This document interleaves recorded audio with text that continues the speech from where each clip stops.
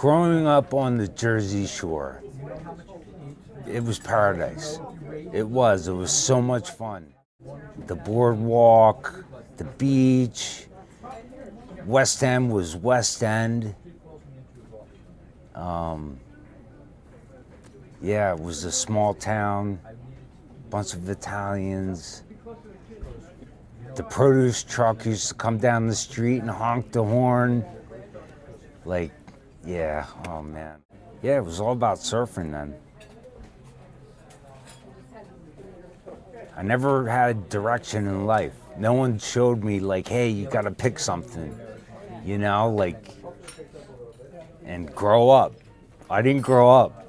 I didn't grow up in my 20s. I didn't grow up until I was like 40. What do I love about the Jersey Shore? Today? Nothing. The beach, that's about it when no one's around, but there's nothing sacred anymore. If there's an old house somewhere, they'll just tear it down and build condos and pack them in, and yeah. Special pet. You're my special pet. You are. Yeah. I mean, I got my dog, but you're not a pet. But you're special. You are. I've known you since I was like, I don't even know how old. Easier to get at? A lot of memories. You know, growing up, being a punk rock skater kid, I thought I was different. But in reality, there was a million punk rock skater kids. I wasn't different.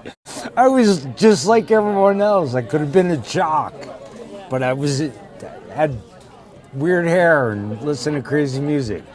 First time I saw a live band, I was skateboarding through West End, and I went by the Brighton Bar. I was 14, and a van pulled up, and they started unloading instruments. And some guy in the van said, "Hey kid, grab this drum." So I brought a drum in. Now I'm in the Brighton Bar. Then the music started, and a mosh pit broke out, and I'm 14 years old, like, oh my God, what the heck is going on here? Yeah, that was my first concert. Chicken Holiday at Doom, I think, was the name of the band. I'm in Costa Rica with Buzz and Patsy and Laura Kale, and we had a pound of weed. And so we're driving through the jungle, and we came around a corner, and there was men with machine guns standing in the middle of the road. They told us to get out of the car. We're standing on the side of the road. The one guy goes in, and instead of shaking the pillows, he just picked both pillows up, looked underneath, put them back down, and then they were like, search the rest of the car, and they're like, okay, you can leave. It's like a problem with me. Like, if I don't smoke for a while and then I smoke, I'm like, I shouldn't have did that. And then it wears off, and then next day you smoke, and you're like, all right.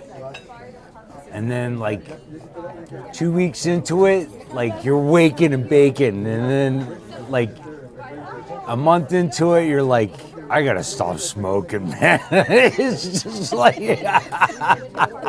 now it's like you take one hit and you're like, you're on another planet. I don't like it. I don't like it.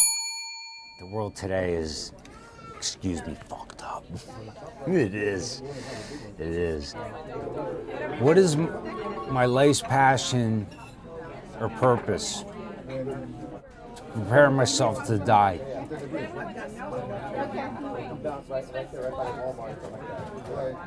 It's what it is. We're all gonna die. I want to be ready. I want to be ready to meet my maker. I've changed a lot.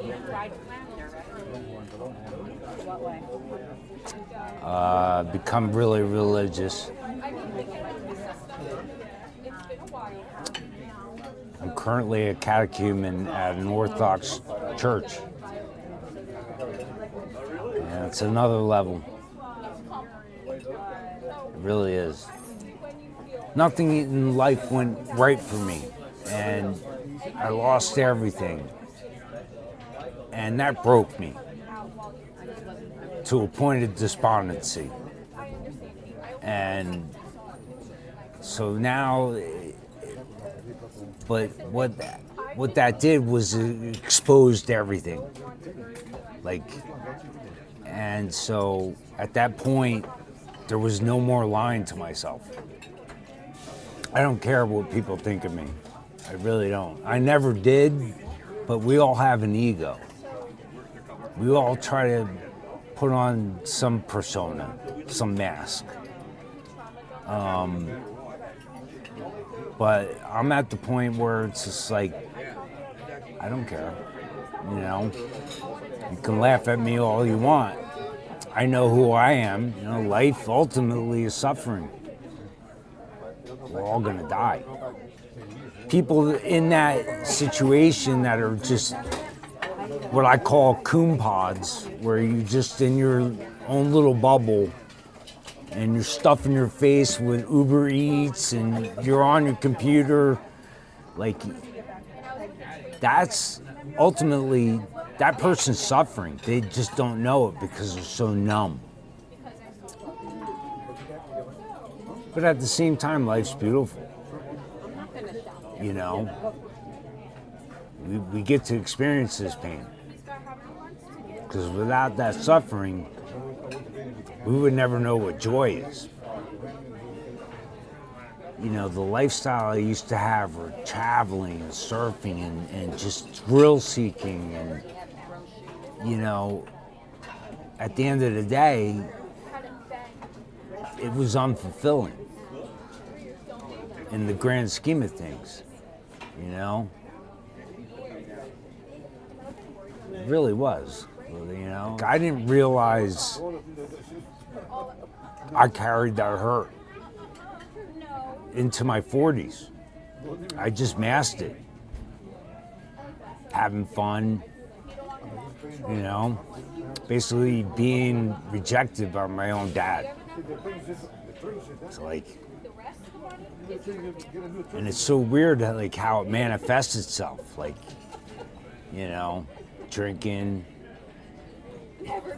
just, you know, escape. But, you know, some escapes could be healthy, like working out, but, you know, for me it got to the point where it was alcohol. And I didn't even realize it. I didn't even realize it, you know? And so, without objective truth, it's basically anything goes. And you can't tell someone that they're doing anything wrong because truth doesn't exist anymore. And it's just ripping the fabric of society apart. A couple of months ago, talking to my priest, I didn't know how to explain it, and I realized it was like peace that I felt just by being there and not knowing anything. I felt this peace, and you know, like it wasn't like this peace that I've ever felt before, because I've had times where, you know, I'm on vacation, I surfed the best ways of my life, and I'm drained, and like life couldn't get better, and you know, you say to yourself, if I died right now, I'd be a happy person. Like, I felt peace before, but this peace that I felt, I'd never, like I said, I didn't know how to explain it. I'm not despondent anymore. I'm hopeful.